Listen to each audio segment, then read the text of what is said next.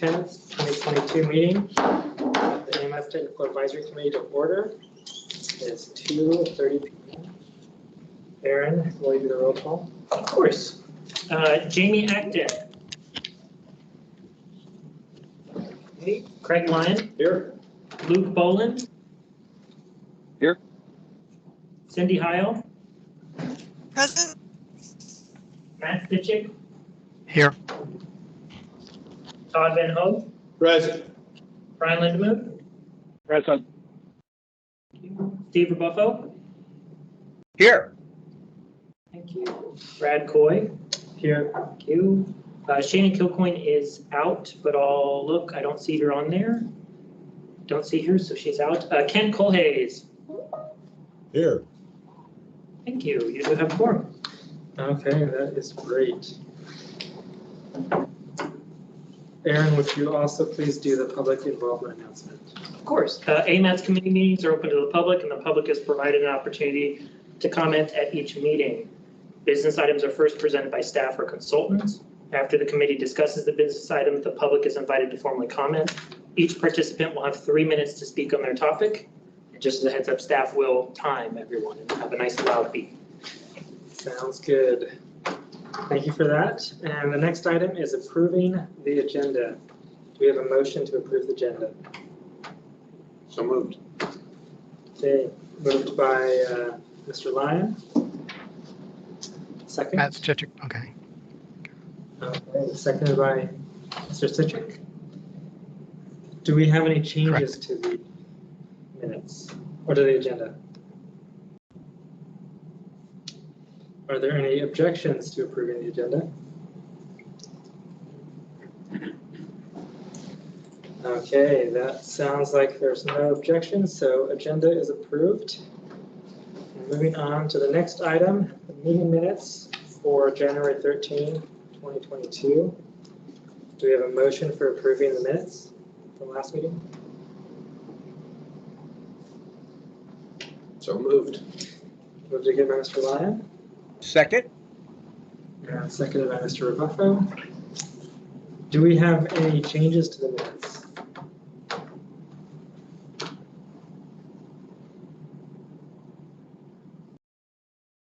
If you're not hearing any changes, do we have any objections to approving the minutes?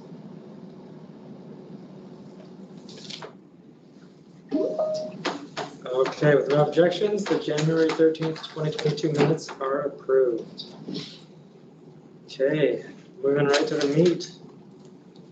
Looks like we're on action item 5A, tip amendment number 3, air quality conformity determination, release the 30-day public comment period. Aaron, is that one that you will be covering?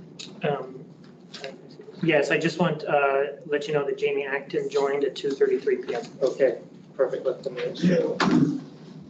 Yes, I will be doing action item 5A. Okay, so the first item before you is the tip amendment number 3, air quality conformity determination. So as you all know, we periodically make changes to the tip. We have 2 different options that we can do, either an avid mod, which is an easier one that just goes through committee approval, or a little more difficult one, which is an amendment. Tends to reflect bigger changes to projects, new projects, deletion of projects, etc. And it has to go through a bunch of different processes, including an air quality conformity determination. So that's what's before you today. This determination goes through and looks at future emissions from transportation projects remain under the allowable emissions budget established in the SIP, the statewide or state implementation plan for air quality. Or in case of a limited maintenance plan, have a future project project pollutant design value low enough to be reasonably unlikely to exceed national air quality standards. There's a lot of stuff in this. So the memo kind of outlines what we're talking about here. Basically, we have to show that our amendment is not going to degrade air quality that we have in our area. We have 2 limited maintenance areas, one for CO in the Anchorage area and one for PM10 in the Eagle River area. The analysis was done by Matt Stitchick, and it was determined that the changes in the amendment is consistent with the SIP and that no element will reduce the EO in Anchorage. We did have an interagency consultation team as required. You will note in the memo it says will meet. That's because by the time we posted this, the interagency consultation group had not met. They met yesterday to go over this, and they gave their support for the analysis done as part of this determination and to have it be released for 30-day public comment. Matt Stitchick, if you have anything else to add, I'll defer to him if you'd like to add more. No, that covers it. I was just going to make the same comment that that last paragraph in the memo should be updated to say the interagency team met and supported the adequacy of the conformity determination. Thank you, Matt. So what's being asked today by staff is to have the TAC recommend that the air quality conformity determination for tip amendment number 3 be released for a 30-day public comment period and recommend that to the policy committee. Okay, so we're recommending that the policy committee release it. Yes, the policy committee will release everything. Perfect. Okay, any questions or comments from the committee? Go ahead, Mr. Van Hoek. Yeah, are the air quality conformity determinations required just for tip amendments, or are they also for admin mods? Just tip amendments. Okay. And the admin mod is the smaller one, and the tip amendment's the larger one. Yeah, tip amendments tend to be, as I mentioned, if we're adding or deleting a project, we have to update the air quality, or if there is a cost threshold, 50% of the total project cost that is being added or subtracted, taken away from, bumps it from admin to amendment and requires that conformity determination. Perfect. Any other questions or comments from the committee? And just to clarify, I'll ask the one question that I have. The Dr. Martin Luther King Jr. Avenue extension, is that the one part that triggers? It looks like on the air conformity, it mentions that on the...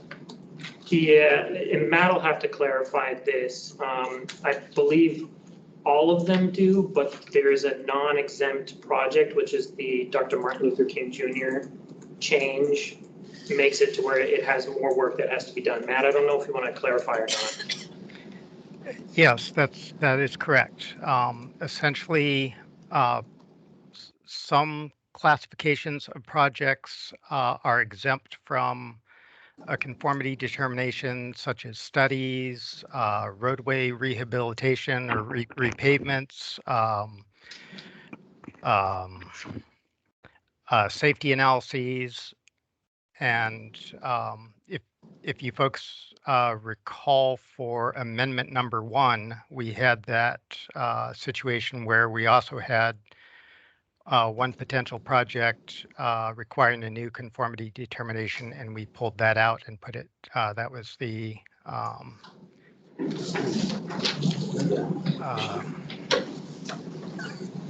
transportation improvement, or I'm stumbling over the title of that one, but Probably would have been Academy Vanguard Drive, the new project. Yep, Academy Vanguard Drive traffic improvements. So it's possible for a amendment to not need an air quality conformity, but that's what the interagency consultation team decides, and the adequacy of any demonstration that's required.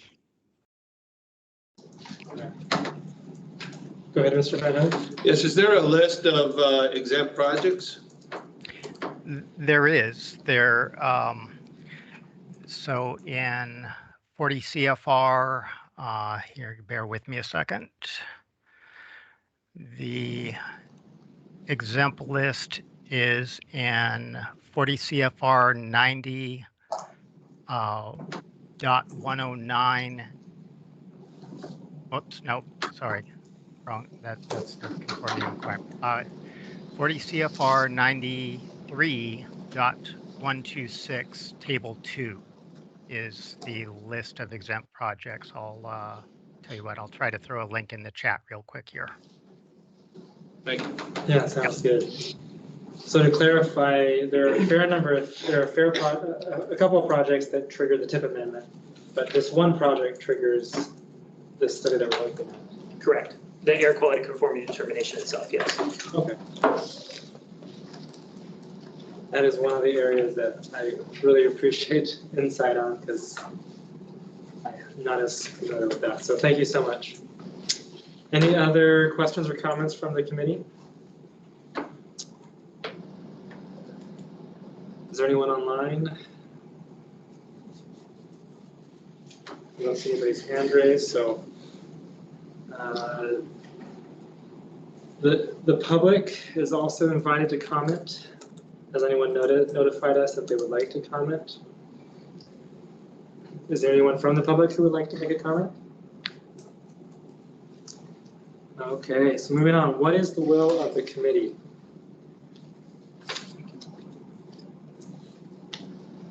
Move to recommend, this is Cindy Heil, I move to recommend to that the policy committee release for public comment the air quality conformity analysis for the amendment number 3. Second.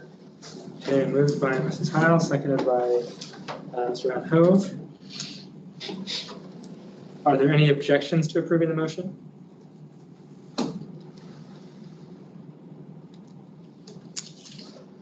Okay, hearing none, the motion is approved. Let's move on to action item 5B, TIP amendment number 3, TIP tables, release for 30-day public comment period. This is me again. So this is the actual tip changes that we're making that go along with the air quality conformity determination we just discussed. So I was going to do a quick run through of the changes we're making. So table 2, roadway table, we're updating a number of projects here. Spinard Road rehabilitation needs an additional $2 million for design funding in FY22. Dr. Martin Luther King Jr. Avenue extensions, $2 million in 22 is moving to beyond 22. This is for right-of-way funding. Next, Potter Drive rehabilitation, 1.25 million in 22 is moving to beyond 2022. The project's still moving forward. They're just not at the point where they need the funding yet for that particular phase. And then last one is the TDM projects. The 4.1 million in there is moving to beyond FY22. We're not at the point to be able to obligate $4 million for a TDM project. The TDM study is just now getting close to getting underway. We don't even have a consultant ready yet at this point. So we're not in a position to obligate that funding. Table 4, plans and studies. Just a quick update here. So you may remember with the last admin mod the AMATS approved, we extended 92nd Avenue reconnaissance study termini to include from King Street to C Street. So add a little portion to it. Turns out they need a little more money to be able to incorporate that in. So they need $150,000. So what we're recommending is adding $150,000 to this project in 22 CSRSA funding. So it's our COVID relief funding. This COVID funding is outside of the AMATS allocation, does not impact physical constraint, and does not require match. But we still have to show it in our table. So that's why you have it before you today. Table 5, congestion mitigation air quality. To help balance the program, because we had some additional funding available based on the moving out that we did on roadway 2. We're moving, our staff is recommending moving 1.49 million into project CMQ 0005 bus stop and facility improvements, and 3.8 million into CMQ 0007 capital vehicles. So these are both transit related projects. So we're providing additional funding to transit. I would say thank you very much to Jamie Acton and her team for being able to help absorb this funding. Which would otherwise get lost. Which would otherwise have a very difficult time being obligated. So, in my view, it goes to a very worthwhile cause. So thank you very much. Table 10, transit, we are updating some information. There's a lot here from the railroad. So I didn't want to go into every specific one because it's just a lot, but you can see it before you. I got the information from Brian Lindemood and we're updating it per their request to keep this funding moving forward. So And so what's being asked is a 30-day public comment period for the amendment number 3 to have the policy committee release it as such, to go along with the air quality conformity determination. I will note that it is also required to go to the assembly. So we will be putting it into the assembly for review during the 30-day public comment period. Okay. Thank you, Aaron. Any questions or comments from the committee?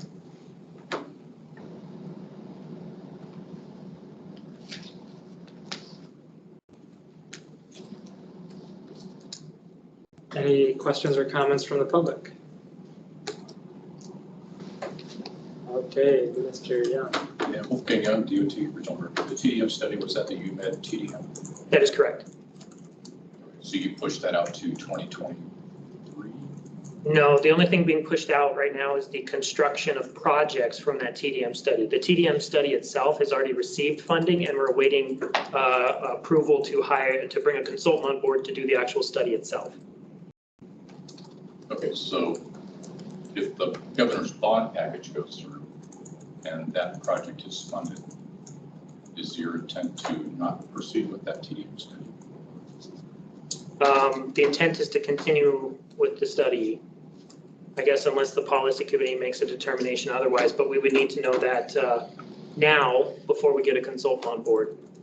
Well, I guess the corollary is we had a Pell plan for the Seward Highway South of Anchorage, but then the governor told us to reconstruct that portion of the highway, so the Pell study became irrelevant at that point, if it should make it into the study. So I don't know if the GEO bond plays out in the book this fall, and the TDM study, which is supposed to validate something that just got action, I don't know that we would spend money on that.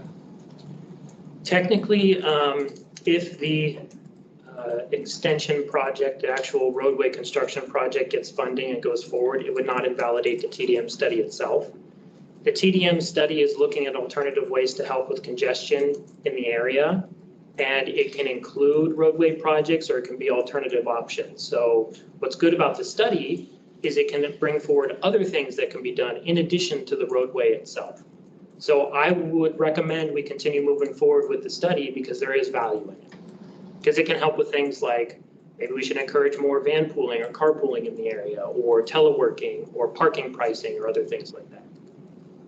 I agree. I believe my understanding is we've done that TDM study already once before, and this is the second go around on that, unless I'm mistaken. Mr. Lyon? So we haven't done a TDM study in that area. There was a state capital grant that was for road construction, which is, that went away. But the TDM is something that is kind of in addition, and if I'm not wrong, I believe has the RFP gone out on that? Well, yeah, we're in negotiations.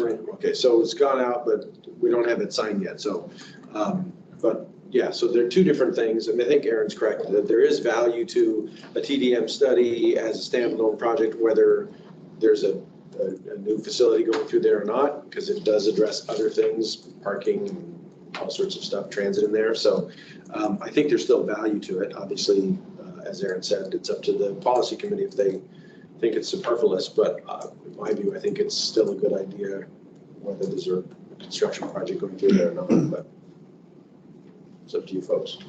What was the dollar value on the portion for the TDM? It was 500,000, but with all ICAP and everything, we're at 4 something. Thank you. And so the RFP went out, people applied, proposed, and now it's negotiation. Correct.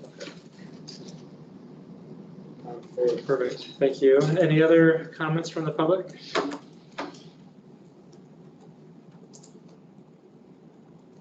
What is the will of the committee on this item? This time, Van Hoeb, I move to recommend to the policy committee release of the 19 to 22 TIP Amendment 3 for 30-day public review. Second? Second. We've got a few different seconds, so I'm going to go with Mr. Lyon. It looks like, so moved by Mr. Van Hoeb, seconded by Mr. Lyon. Are there any objections to approving the motion?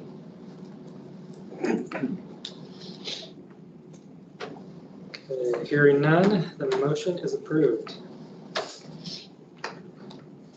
Moving on to item number 5C, MTP 2050. I'm assuming it's you again. Aaron. For a little bit of it, thankfully, I will be able to rest here for a second. As project manager for this 2050 MTP update, I want to bring forward some information to the committees. So everyone remember we had our goals and objectives out in December of 2021 for the 2050 MTP. We received 600 comments on the goals and objectives, so staff spent a weekend rushing through those as quickly as we could to get to the point where we're at right now. Those goals and objectives comments did actually yield changes to the goals and objectives, which you can see in our comment response summary that we have posted online, so everyone can see what those changes are. They did bring about some pretty good changes, and those helped to inform where we're at right now, which is the performance measures and criteria development for the MTP. So everyone knows performance measures and criteria help with project selection. They help say, okay, the type of projects that we want to put into the MTP that help meet our goals and objectives have to help align with these goals and objectives, or the criteria, and then the performance measures, and the criteria helps us with the selection process. So this is a pretty important thing, and we are bringing it forward for a 30-day public comment period in March for release. I'm going to go ahead and turn it over now to the consultants to have them kind of walk through it a little more. I will say really quickly, we did have a work session on this. That recording is up for anyone who wants to watch it. So Juan, are you online? I am. Okay, thank you. Go ahead. All right. Thanks, Aaron. Thanks, everyone. I'm Juan Lee with R&M Consultants. I'm the project manager on the consultant side for the MTP 2050 update. Like Aaron said, this performance measures and prioritization criteria does help with future tasks, which is make recommendations for projects.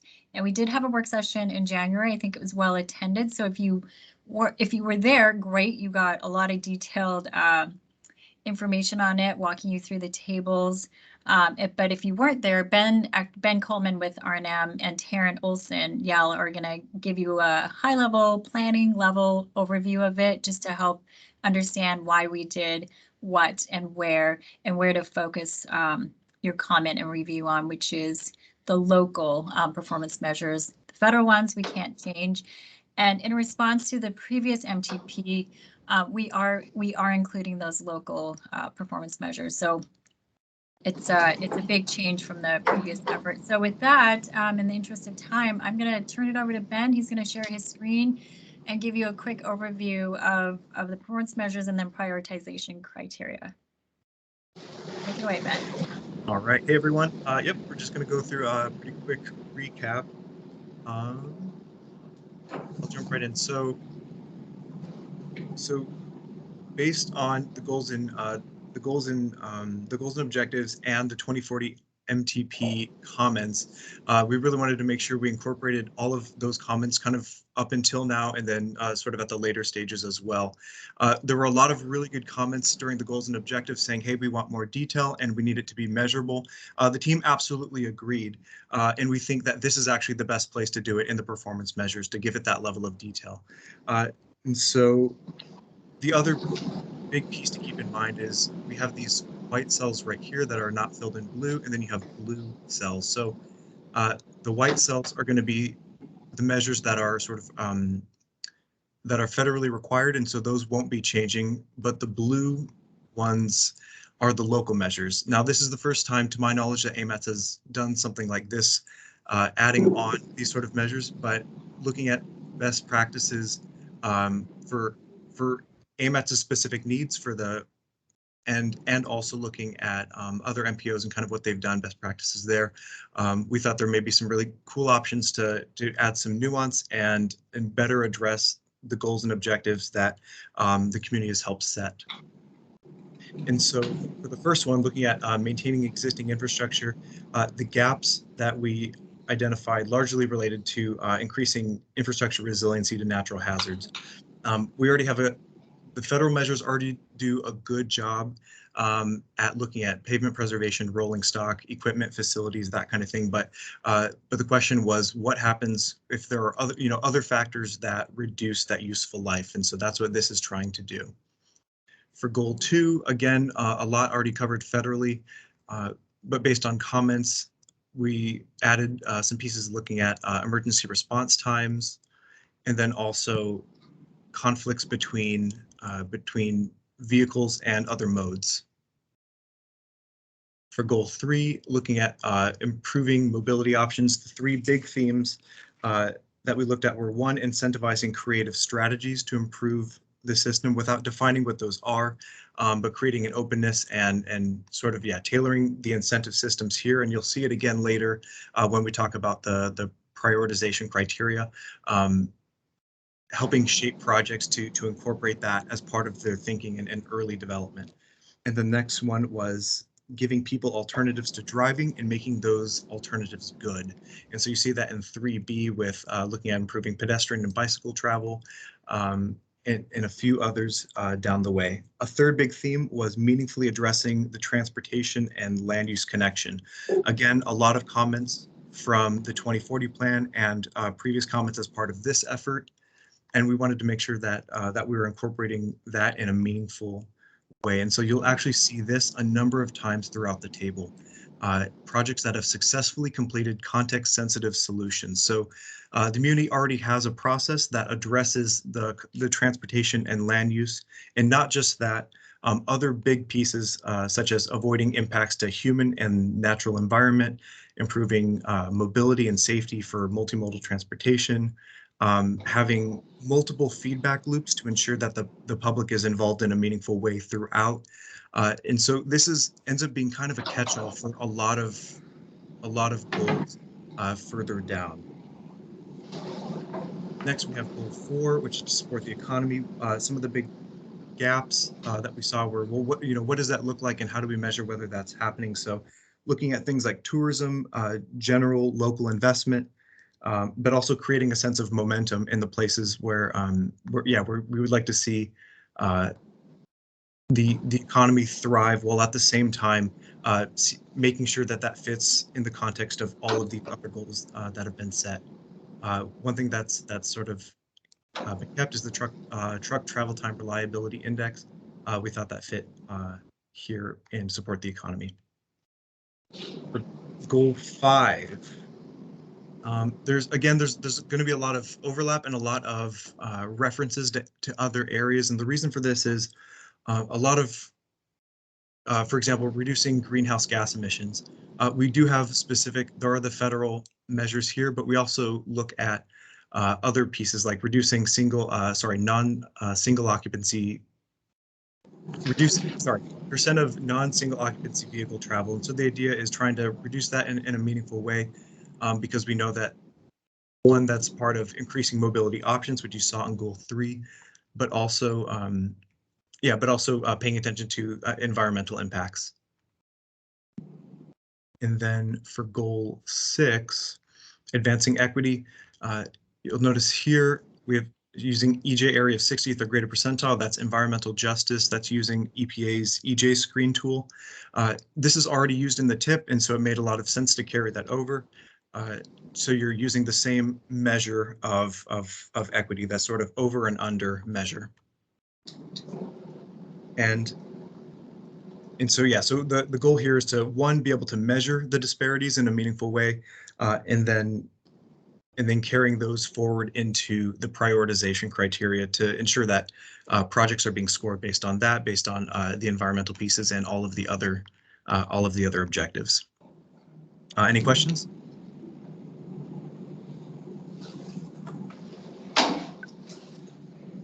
So one question from me on this is, we've got 2 items, right? We've got the performance measures and the project criteria. Do we want to look at both and then ask questions? Or do we want to ask questions as we go? What do you think, Aaron? Probably do performance measures and then see if anyone has any burning questions at that point. If not, just move on to the criteria, and then we can move on to motions at that point. Kind of go from there. But they are 2 separate items. You can release them as 1, or you can release them as 2. It's kind of up to you. Okay. Sounds good. So you've finished going over the performance measures, or do you have more, Ben, on reviewing performance measures? That's everything that I have. This was just trying to keep it a general recap. And if anyone wanted more detail, I'm happy to answer questions. Okay. Are there any questions or comments from the committee on the performance measures that we've just looked at?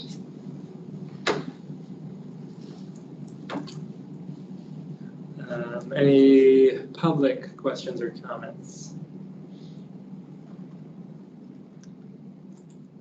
Okay, and there will be time to ask some questions overall on everything after we go through the next point. So let's move on to the project criteria.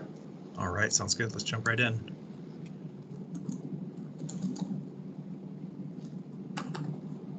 All right, so for the project prioritization criteria, a few big things to keep in mind. First, whenever a project is nominated to go through this as part of the MTP process, you first have to pick which set of columns are you looking at. So there's going to be things that are bike and ped only projects, transit only projects, and then you have complete streets projects. And keep in mind that these can also have bike and ped and transit elements. And so this is going to be kind of the catch-all. The reason these were divided was largely to based on funding considerations, and to also make sure that we're comparing apples to apples.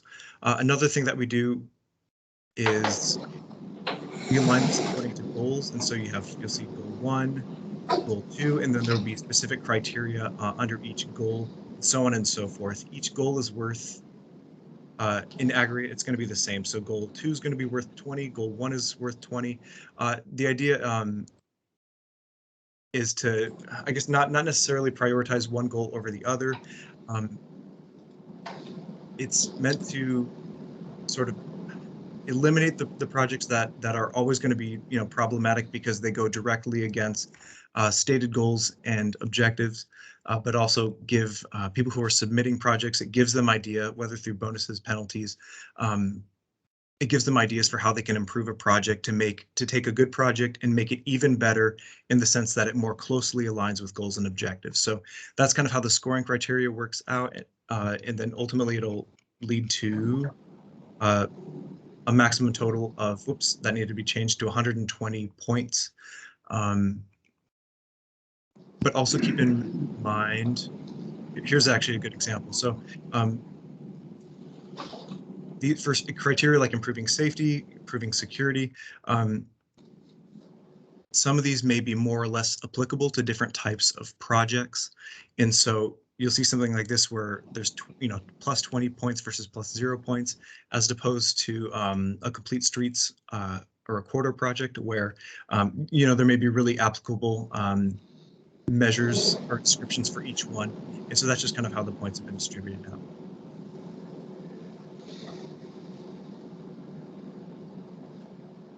If anyone has any questions, we can go based on that.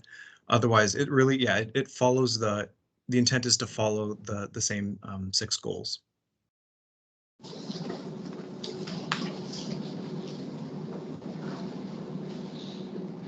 Okay. So that goes through the project criteria. Will your presentation have anything more, or are we now into the question and comment? So we can jump right into that. There was one other piece. Actually, this is a follow-up from a question you asked previously about how this affects the travel model.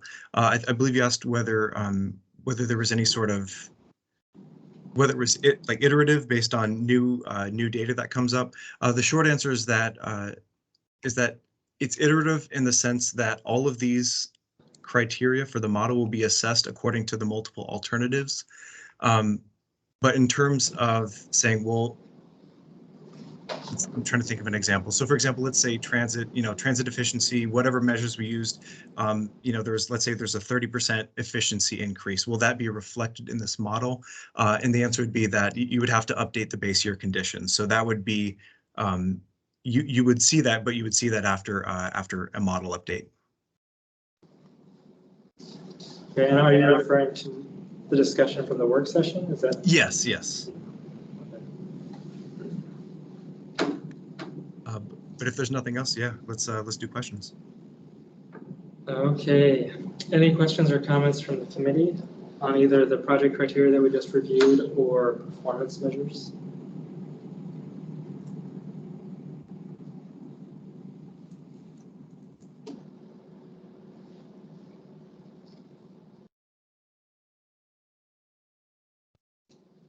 Is it all right if I make a few comments? So a few comments as I've been looking through it. One of them is, as you mentioned, the land use plan, or the land use and transportation interaction. One thing that I recall from 2040 land use plan is the concept of transit corridors. And Yes. the value of along those transit corridors really emphasizing pedestrian access, transit frequency, not just whether there is a transit route, but if there are high frequency transit routes. And looking through these metrics, I didn't see discussion about transit corridors. And so on a few of them, I would, unless Jamie has other thoughts from the transit side, it seems to me that, for example, on MTP goal number 1, the top criteria of improve existing surface transportation infrastructure, at the very top of the table, where to the right it says project improves the condition of transit supportive infrastructure. Kind of similar to how later in the table, when it's on a freight route, there's extra points. Can some of these that are transit, if they're on a transit corridor, be extra points? Just to emphasize the fact that developing high quality transit on transit corridors has additional benefits versus other parts of the city. I'm kind of curious Oh, sorry. thoughts on that. Yeah, I was just saying, so I mean, Jamie or Bart, if you have specific thoughts, jump on in. Otherwise, yeah, I can speak to that as well. No, I would echo what Brad was saying in the sense of the additional support for the supported corridors, you know, especially the amount of work that's gone into the land use plan map and our short range plan and the way that we have redeveloped our system. I think that would be a nice nod for sure. Yeah, so there are two ways, at least here, that we could address it. So we can either have, for example, like a +12 +8 +0. So +12 would say it improves the transit supportive infrastructure on, for example, like a transit-oriented development, those corridors identified in the land use plan, or on some sort of transit supportive corridors. And then the other would say it does it, but maybe on like a lower frequency route. Or we could do it as bonus points. So if you have any opinions there, we could definitely do that. So that's if we're just looking at transit projects. If you're looking at, we do have, let's see, further down here, so incorporates the land use context. We do talk about things where improving non-motorized or transit access, where we talk about growth supporting feature overlays. So these are described in the 2040 land use plan specifically. And so that would include that transit supportive development as well. So these are two spots where we get at it. But yeah, I'd love your feedback on how we can better incorporate that information. Yeah, I like the tiered option that you mentioned. And MTP Goal 3, where it has improved transit access and accommodations. If you go to MTP Goal 3, halfway down the page, improves transit access and accommodations.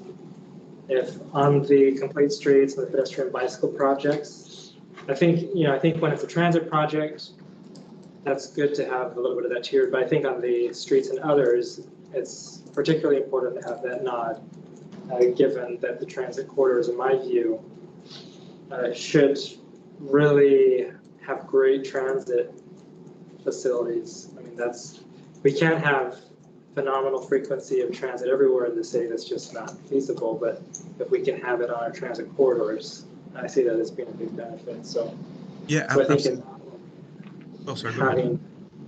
so incorporate that into the higher point criteria. Yeah, so I guess in the interest of avoiding double counting, so it's like we definitely want to capture that importance. It might make sense to kind of pick and choose. So whether so for the bike and ped and the corridor specifically, you know, maybe we fit something in here as a bonus point, or you know, several bonus points, or when we talk about incorporating land use, this is kind of where it fits a little bit in terms of it improves transit access, you know, directly correlating to you know, to a growth supportive feature. And so that's kind of what we're talking about. Let's see. Question for staff, should we be making like specific, or is that general comment and they can think about how to incorporate it? It'd be nice if we had more specifics, because I'm a little concerned we're double counting things here for one particular mode over another. I'm supportive of transit, I'm not saying I'm not, but Right. it's a little odd that we are adding in here to multiple criteria when we already have it as its own separate criteria later on, that it's supposed to be on these growth supportive features, because it's not just the transit corridors that we have to think about, it's also the greenway development corridors, the RFAs, that kind of stuff. And so I'm a little leery about doing it just there. If we want to maybe select one, if it's, the problem is we have this one here, it incorporates land use aspect of it. That already talks about those growth supporting features. So if we add it somewhere else, we're now getting like extra points to that one particular thing. So maybe we can beef this one up to be a little more specific or different and make it stronger, more points, something like that. But I'd rather just keep it here to this one focused. And that keeps it kind of equal for everyone. Okay, I hadn't noticed that note with that detail in it.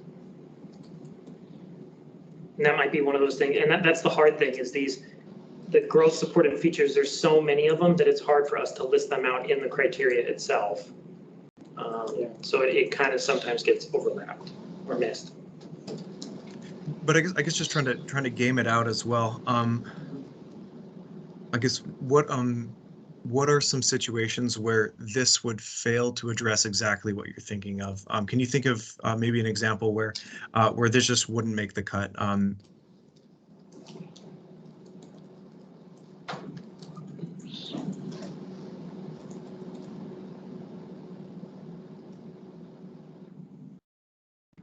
So one of the thoughts that I'm having is if there's a transit project proposed on a transit corridor versus on a parallel route that's not identified as a transit corridor, is there a way, will this sufficiently show that? Will there be a clear way that says, hey, this is on a transit supported corridor?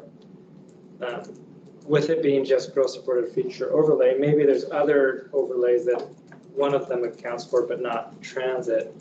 So at least having one spot where it's clearly identified, hey, this is on a transit corridor. Not trying to double count too much, but if there is just maybe one other place, maybe on the goal 3 one, where it's instead of trying to do the first one that I mentioned, but just that goal 3 one having extra points for it being on a transit supported corridor, so that at least in doing the scoring, it's identified and brought up and mentioned. Okay, I think that's something we can look at. You know, just as a reminder, you will see these all again. This is not final approval. This is just going out for public release. So even during that 30-day public comment period, we can all get together and have discussions about comments or questions that we have. So you will see it again. Yeah, but we'll definitely make a note in the meantime. You won't see it here on screen, but it's happening behind the scenes. Yeah, we'll make a note here. So these, if we do add that here, these will be infrastructure improvements that are transit supportive as opposed to a transit project one. Actually, no, I take that back. Never mind. I'm just trying to think of how it plays out differently based on the corridor project as opposed to a transit specific project. Yeah, this is one where we might need a little more thought put into it before we necessarily make the change, just because we want to make sure it works. So if this is a change that you guys want, you can recommend to add it in there to either look at during the 30-day public comment period or add it in before the public comment period happens, however you want to do it. But we'll probably need a little more time to look at it. Sounds good. Any thoughts on the committee on that? How to do that?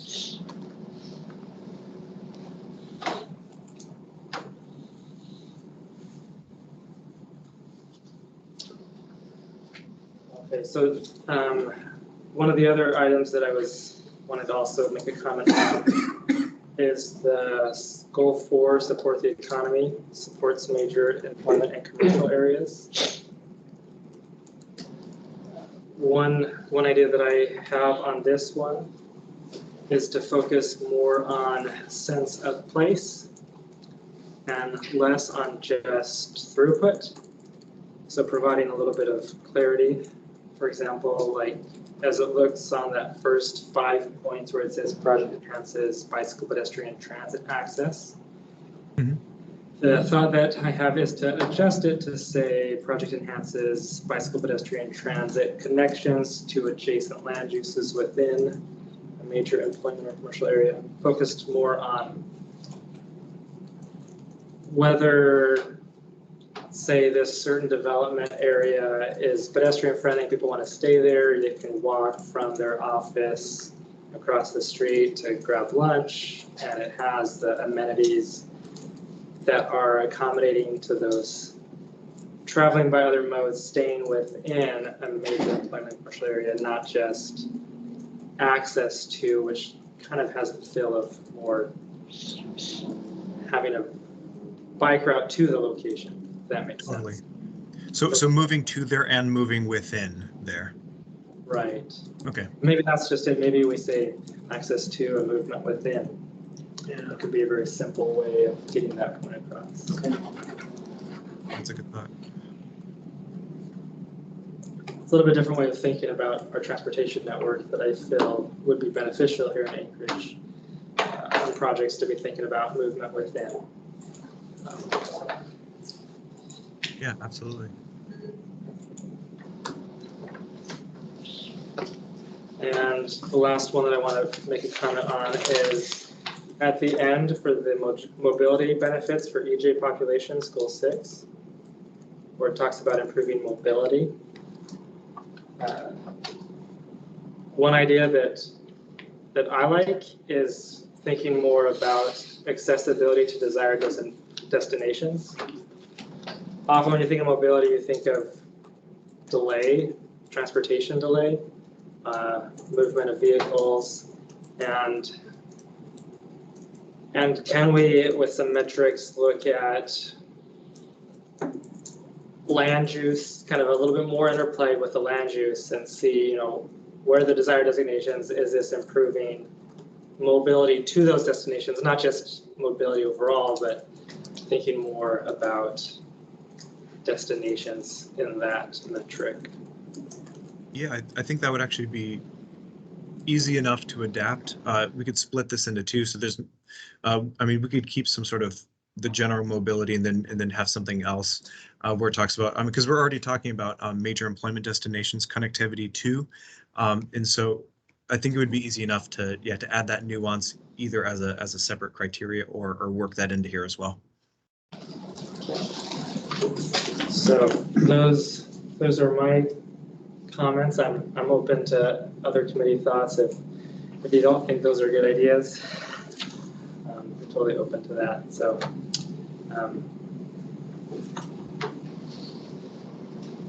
any other questions or comments from the committee?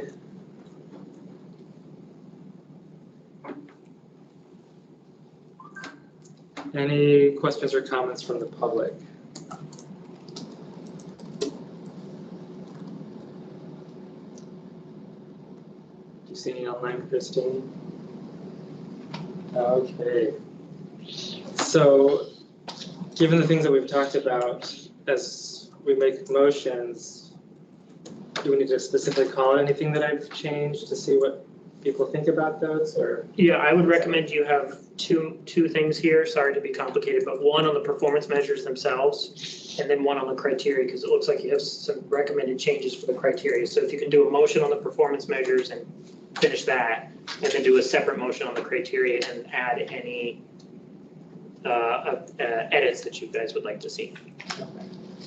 Yeah, I might, I think I need to chew on these for a little bit to know for sure. And since we have a 30-day public comment thing, I guess I don't quite yet fully understand what we're doing. Once I see it written out, I mean, I guess we're not going to adopt them for 30 days either way, but I just don't know exactly what they're doing. I want to think about it a little bit, but I guess I'm fine if we want to send them out like this, and then we can look at it for 30 days and decide whether it makes sense to adopt them. I just don't know the exact ramifications of what we're doing yet, so.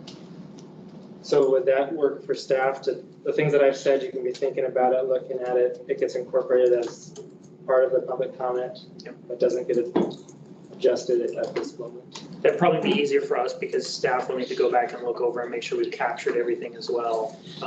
And so, yeah, it'd be easier for us to look at it during the public comment period. Okay. I view my comments as nuanced enough that it's, whether they're in this one that goes to the public versus what adopted, I think it's not going to change the flavor of everything. So I'm supportive of that. Okay, what is the will of the committee on the performance measures table? I'll move that we recommend to the policy committee to release the performance measures for a 30-day public comment period.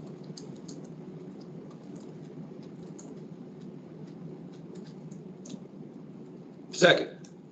Okay, moved by Mr. Lyon, seconded by Mr. Van Ho.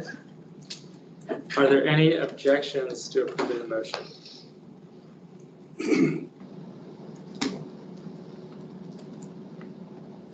Okay, hearing none, the motion is approved. Now, what is the will of the committee on the project criteria?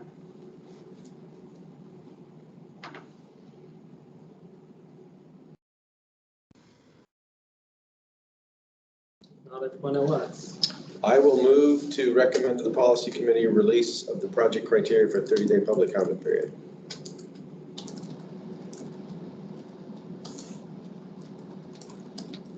This is Matt Stichik, all second. Okay, moved by Mr. Lyon, seconded by Mr. Stichik. Are there any objections to approving the motion? Okay, hearing none, the motion is approved. Thank you very much. Yeah, thank you, Aaron, and thank you, team, for your presentation and all your work. Okay, moving on to action item 5D, Northern Lights Sidewalk Project. Yes, I'll do a quick little bit, and then there might be some people here from DOT who will speak up about it. Right. I see an army ready to go, so I'll hurry through as much as I can. So as everyone kind of knows, we have a pavement pot of funding for roadways in the TIP. So it's pavement preservation. We recently, with this new TIP, the 2019 to 2022 TIP, have successfully implemented a pathway and trails pavement replacement pot of funding, because it was recognized that our pathways and trails have a lot of needs as well. And so we wanted to have a separate pot for them. One project came out of there, and it's the Northern Lights Boulevard, Minnesota Drive to Seward Highway sidewalk repairs. I know you guys have had a briefing on this previously, where the project team came forward and said that more funding is needed to help do everything. So DOT provided a memo that outlines all of the improvements as well as the cost of those improvements. And so staff is coming before you today with the recommendation that this project be pulled out of the pavement replacement, the sidewalk and trails, or pathway and trails pavement replacement pot of funding, and put in as a separate project in the upcoming 23 through 26 TIP. So it'd be identified as its own project with its own scope, own project number, et cetera, its own line item in the TIP. Staff feels that this is needed to help fully fund this project to the amount that's shown in the DOT memo. I guess I'll turn it over to DOT if they have anything else to add. Sure. Sean Baskey, previously the project manager on the Northern Lights pavement preservation or sidewalk repair project. So yeah, just like Aaron said, we came in front of you guys in November, kind of shared the overall goals, and really we're just looking for, guidance on what the committee supports moving forward on the project. They're fully funding or leaving it under its current funding.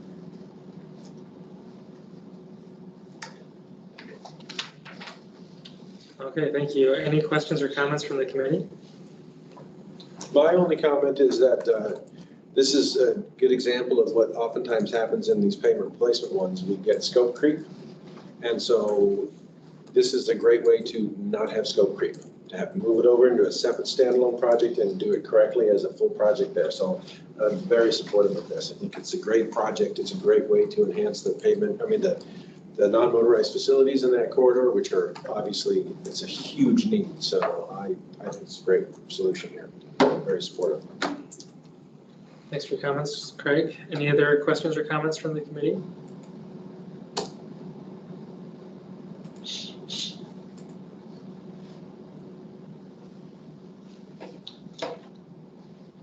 One question that I have is it going to be scored with all the other TIP projects? So this looks like it's the upcoming TIP, right? Technically speaking, no, because it's already received funding, so it'll be grandfathered in. Grandfathered does not guarantee it'll be in there. It's our recommendation that'll come forward to the policy committee that it be included and doesn't need to be scored. So that's what I recommend we do with this, is add it into the next one without having to score. And then they'll see how it fits within all the budget and where the funds are not going instead and kind of those questions? Correct, yes. They can see kind of what funding we have available after all the grandfathered projects, and they can see, okay, does that match up to what they want? Sounds good. And thinking about Northern Lights and the MTP, and I recall hearing, maybe there might be changes to, or projects that could do things to Northern Lights, removing a lane, bike lanes, kind of anything along that line. How might that interplay with this sort of project? Because this is just sidewalks, right? And you leave the curbs where they're at and all of those pieces. Sean, correct me if I'm wrong, but it's not going to be widening sidewalks. It's going to be making ADA improvements where needed. It's going to be helping with moving or undergrounding utilities, kind of whatever is decided there. Maybe you can speak on what the project's going to do. Yeah, sure. So the project basically takes the existing sidewalk width and makes it ADA compliant, like you said. So, where there's cracks, rework, the pavement in any of those sections. One of the major things we talked about last time was nearly all of the driveways, are not ADA compliant. They're fully pitched from, full curb height down to no curb height along the width of, one sidewalk width. And so, none of that is ADA compliant. So reworking that, you'd have to go back onto every single private property to rework driveway grades and things like that. Most of the curb ramps at each of the signalized intersections are good because we went through with the pavement preservation project a number of years ago, reworked all of that. Utilities are in the way, so we've got, overhead poles and things. We've got junction boxes that are in the middle of the pathway that are, don't meet ADA compliance, too big of cracks, too high of lips, all kinds of things like that. So maybe a related question is, if in the MTP we identify projects that make some changes to where the curbs might be on other things, would having this project that's not changing curbs do all these changes? Could they interplay all right? No, I mean, these are very specific projects of what we can and can't do, what we can and can't do. It's, as Craig kind of talked about, scope creep. If you sit there and start being like, okay, we want to move things from this location to a new one, well, what does that mean for right-of-way impacts and other things like that? We do have projects in the MTP that are making recommended changes to Northern Lights Boulevard. That really is a separate project. This is a very specific and much needed improvement for the non-motorized facilities. It does not preclude future projects from coming along. And I would hate to see these improvements delayed or not done just for the possible future project that could be done. Yeah, I think this can be done and future projects can also be done. that's more, I guess my question was, is it precluding some of those future things being able to be? No, and honestly, it takes a long time to get projects moving forward. So while this is done and provides benefit for everyone for all that time, that another project could be coming along, because that new one could take 10, 20 years. Like we really need the improvements now. This So- gets it done now, okay, perfect, thank you. Any other questions or comments from the committee? Or from the public? Okay, what is the will of the committee? I move to recommend to the policy committee that this project be considered as a standalone project in the non-motorized and fully funded non-motorized project in table 3 of the 2023 to 2026 tip. Second, Colhase. Okay, moved by Mr. Van Hove, seconded by Mr. Colhase. Are there any objections to approving the motion? Okay, hearing none, the motion is approved. Thank you. Okay, moving on to the project and plan updates. We have one, item 6A, highway safety corridors within an urban environment. Looks like we've got DOT presenting. Yes, so really quickly, Scott Thomas will be presenting on this, and just so you know, this came about because the policy committee was talking about this very topic at their last meeting and had asked somebody to come forward and provide a presentation. So I said, let's have somebody at the TAC as well, because it's good information for everyone. So Scott has very generously donated his time to come talk about it. So Scott, whenever you're ready, thank you. Okay, thank you for having the question. Let me share screen if I can. These are the slides. I will try to be brief, as this will take about 10 minutes. I'm sorry, I need to share. Here we go. And screen showing okay? Yes. Okay. So as Aaron said, AMATS has asked for some follow-up information. We last met in December 2020. And we talked about Tudor Road quite a bit, and Tudor Road in a high crash area, but we're really talking about all typical arterials that people have to go across. And I won't go through this whole slide, just if you may remember in our last discussion, there were like 10 things we could do, and number 8 on the list was urban safety corridors. So that's what we'll talk about today. And recently, last week, I saw that the Assembly resolution, it's just AR, not ARR, was to consider a way to identify road safety corridors in an urban environment. And I noticed that it mentions funding to grant data collection and enforcement at the municipal level with the police department. And I want to show you how that might relate to state statutes and state efforts, and what the next steps might be. So if I show you all that, is that on target for the topic today? Yes, thank you, Scott. Okay, let's go to, and if is this slide big enough? It's okay, I can go to share or slides or. Let's try. Yeah, that's good. Okay, so I first want you to know the general process for safety corridors as it stands today. It all starts thanks to enabling legislation, and I'm going to show you how maybe city code also. State legislation is what started it, thanks to written laws. And then what happens after it's been authorized to do such a thing, the agency's staff goes to work on a study, finds candidates, and then the agency, once candidates are found, there's a thing that we've called implementation plans that target education, enforcement, and engineering, and even work with EMS. We have to have an action plan, not just call it a corridor. And then there's because this is an important thing, staff doesn't make the final decision. There's a thing we call designation that happens at the executive level. Right now at the state level, the DOT commissioner and DPS commissioner. So you want to, as we go through these examples here, you'll want to think, how does this happen at the city level? Whoops, sorry, here we go. I have gone back a slide. There we go. There we go.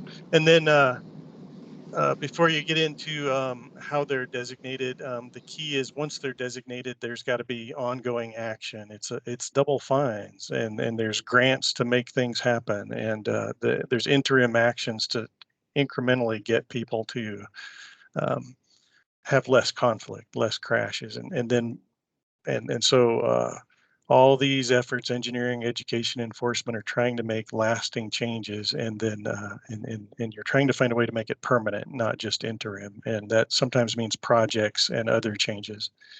And then the final goal is to decommission them.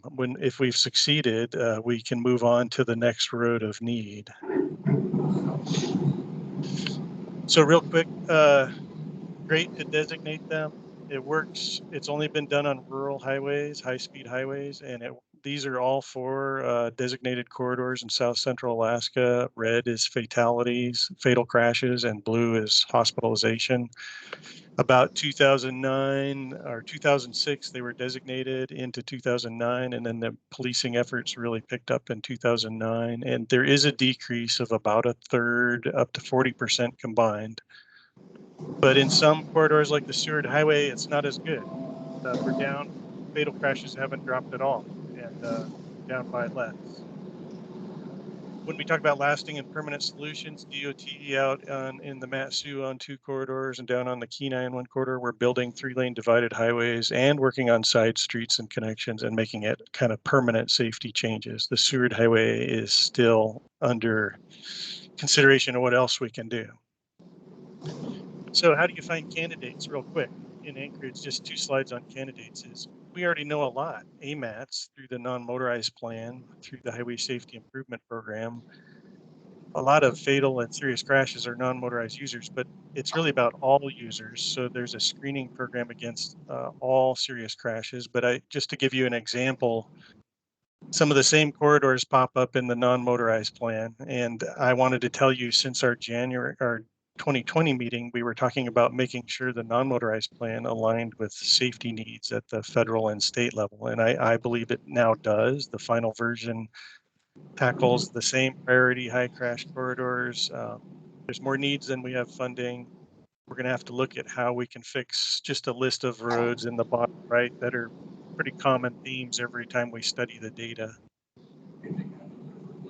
Another thing that's going on that we'll be working with Brad Coy at the City Traffic Engineering Office is we're looking at materials in general. They're considered the corridors of concern. And by statute, people ask us about the speeding, speed limit, and by statute and engineering manuals, we're supposed to look at many factors, not just radar. And so we do. It takes a lot of work to document adjacent land use density, conflicting traffic, pedestrian and bike use, and the vehicles, and decide where the highest risk area is from that front, not just crashes. And once again, in the top of this photo it's Muldoon and Tudor and Lake Otis that we've seen some arterial problems. We also know Seward. You guys talked about Seward and Northern Lights and Midtown Minnesota. I just want you to know that recently, I'm showing Tudor is a real hot spot that we all know about, from Lake Otis east to Elmore. Muldoon has been, and we've had several projects to chip away at that. Just had meetings last week with the Scenic Foothills Community Council, and there's been since 2019, fatal crashes, and they're very concerned about it. The AMATs, or I say AMATs, the Assembly Resolution on Safety Corridors talks about, could Tudor be one? And right now we've said that we will tackle things through the Highway Safety Improvement Program process also. So let's get to the safety corridor rules though. it's already authorized, I will say, in state statute. This statute that you can walk away with this slide says the Department of Transportation may designate a portion of a highway based on, and I've highlighted in red, based on data and other reports, based on a screening. And then the commissioners of DOT and DPS will consult with the local government and designate one. So the questions on this current statute says, this is enabling legislation. We can do it. We can even do it now in Anchorage under this statute. It doesn't say Anchorage is excluded, but it does say it's under the authority of DOT and DPS. So I put a question mark on that. Does that mean we can do city roads? I'm not sure. Does that mean the city has authority? I think through the DOT and DPS. The second half of this statute says that fines are implemented, double fines, and they create grants and they come back into safety. It's not just to generate revenue, it's to come back and fix problems in the safety corridors. And that's what's happened in the past. How does that work in Anchorage if APD is the law enforcement agency? A question to be determined. So as I get to next steps at the very end for AMATs or the assembly is decide if state statute is a model and decide if city code is clear enough. It has already been updated to, as you can see in the middle of my screen, to define that traffic safety corridors exist. The way we word the signs as safety zone means that there's an overlap with the municipal and state term or definition of a safety zone for pedestrians. Safety zones as it currently stands are exclusive areas for pedestrians and not vehicles. It may take some updates to show that, to reflect that safety zones are also safety corridors where there are vehicles and there's conflicts. And you can see on the bottom of the screen that the municipal code recognizes fines for safety corridors. What I think is unclear at the municipal level is who collects the fines, where do they go, do they come back in grants, are city roads eligible? These are things that I think enabling legislation would clear up, especially if you go back and look at state statute and then see if you want to do any clarifications. I'll be really, I have only 3 slides to go, and I'll show you that once there's enabling legislation, there is technical criteria. The screening, the candidates I was showing you examples of.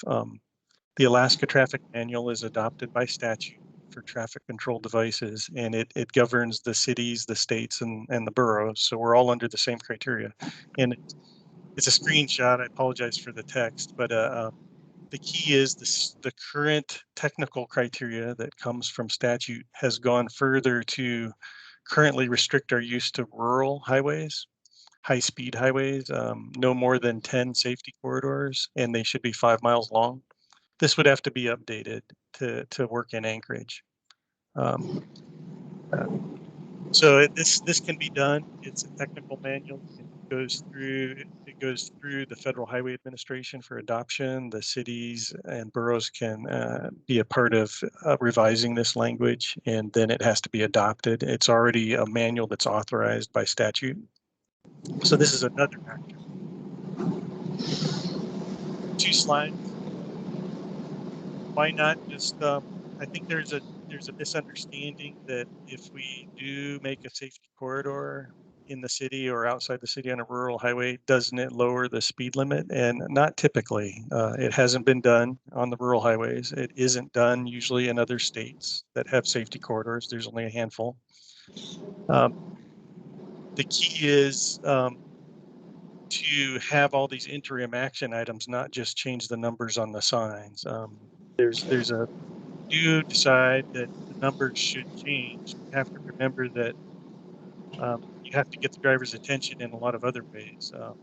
If most drivers are good drivers and not reckless, they're on most of the urban roads, they're driving over 40 mile an hour, in some 43 to 50, 54. If you do change the rules, do you ticket them all?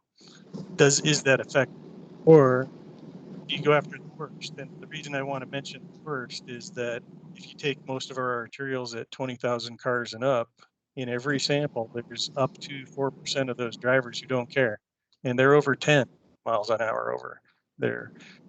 That could be on a busy road up to 50 cars an hour. So there's an area worth targeting that isn't the same as everybody, ticketing everybody. Just want you to know that speed limit reductions are not really done. So I'll close with this slide so we can go to questions. Is if there are to be urban safety corridors, what would the next steps be? There's a resolution asking for funding to study and screen. There's a state statute already allows it, but what's still the obstacles? And I would say that it would be worth taking a look at municipal code to see if it's clear enough under items 1 and 2 versus the state statute and safety zones for pedestrians versus safety corridors with pedestrians. I think it would be good to clear up that language. That would give all agencies a clear picture of where we're going. Then I would do with at the same time, it can be parallel or after any kind of rule writing. I would look at our technical manual, the Alaska Traffic Manual, and go to federal highways and delete rural and address length and make urban possible. That hasn't been done yet. Then with all that in place, then you're off and running under items 4 through 9. You can screen for candidates, city traffic with data, working with city police. Under the current rulemaking, that would have to go through the DOT and DPS for actual designation. Nobody gets to designate on the state safety corridors today without coming up with an action plan or item 5, an implementation plan for management to make sure the resources are there and the funding's there to do something different. Then if it's all designated under item 7, you have to implement those action plans for real, not just on paper, and then every year come back and check off that they're working. And so do some kind of audit, and we try to do that every year. We're a little behind, but we're checking on that now. And then the reason I list you the last 2 steps is that all sounds good, but after a decade, it starts to people forget. And one of the goals that the DOT has is to find permanent, lasting solutions to our safety corridors, so that number 9, they can be decommissioned. And with that, Aaron, I want to turn it back over to you and Brad, and see if you want to go back on any slides or any questions. Any questions from the committee?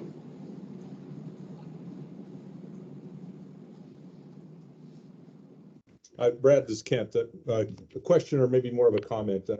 Scott, I was generally aware of the Assembly's interest in this, and I'm not aware, and I don't know if the administration has even considered it. So it'd be good for perhaps Brad and I and maybe others to just raise this with Lance Wilbur, the Director of Public Works, and others, before we get too much momentum behind it, to make sure that we've got interest and support in doing something. Yeah, thank you for that. Because under next steps, under the last slide, I don't think that us as technical staff have really the tools to go forward making technical changes without basically local consultation, municipal support. Is your PowerPoint here, is it something you could share with us? Yes. I wouldn't mind having a copy of that. That'd be great. Thank you, Scott. Appreciate it. Really good information.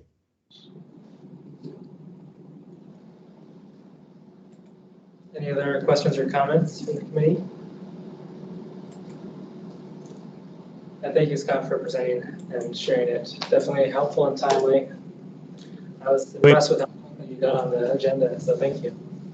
Thank you. And we are scheduled to meet with you, Brad, to go over the speed findings, this slide, slide 6 here, how the arterials are doing, whether they're safety corridors or not, how are they doing, and where do we see some opportunities? And we'll come see you in March to see what we can do. And I will send these updated slides to Aaron so that you can circulate them and use them as public information. Yeah, I'll go ahead and send these out to the TAC and policy committee members. We will have Scott come to the policy committee meeting if he's available to do a quick little presentation on this. So we'll see it all again. So. Okay. Thank you, Scott. Thank you. Any questions from the public? Any other questions online? I did see that there were some questions or comments online. Do I need to read those, or is it fine for the record that they're just in the chat? We can go ahead and read them. If you want to go ahead and read them, we can respond. Okay. John Littleton asked if the hillside is rural. Jonathan Cecil, one of the AMAT staff members, said yes, according to the hillside plan. And then John Littleton asked for a presentation to be emailed to him. So as Scott emails it to us, we can either forward it to John or Scott can forward it to him. Yeah, I'll send it out to everyone after the meeting once I get the final version. Perfect. Can I chime in, Brad Weddleton? Yeah, go ahead, John.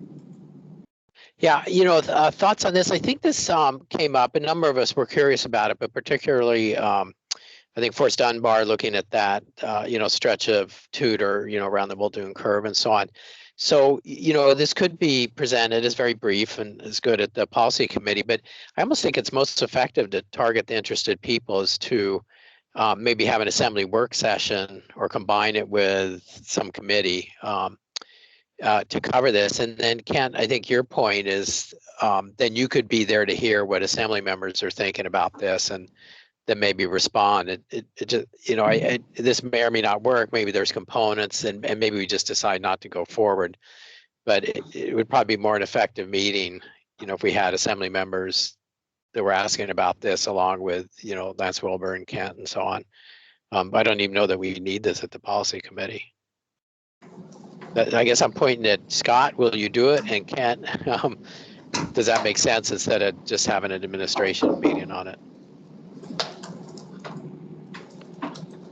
Is this something that we should coordinate with offline? Yeah, we can coordinate offline.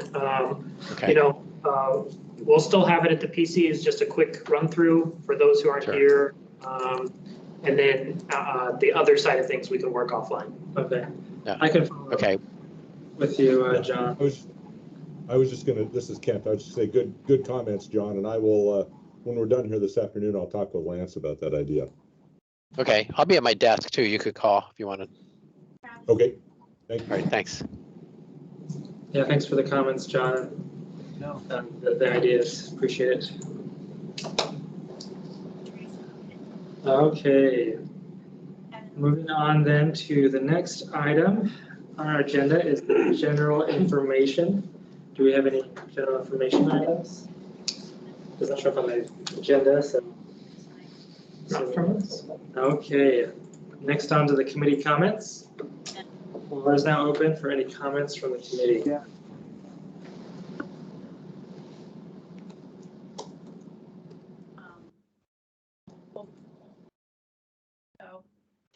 So it'll wait.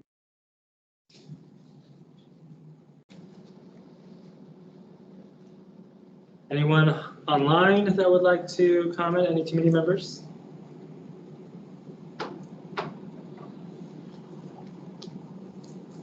Okay. Are there any members of the public who would like to make a comment?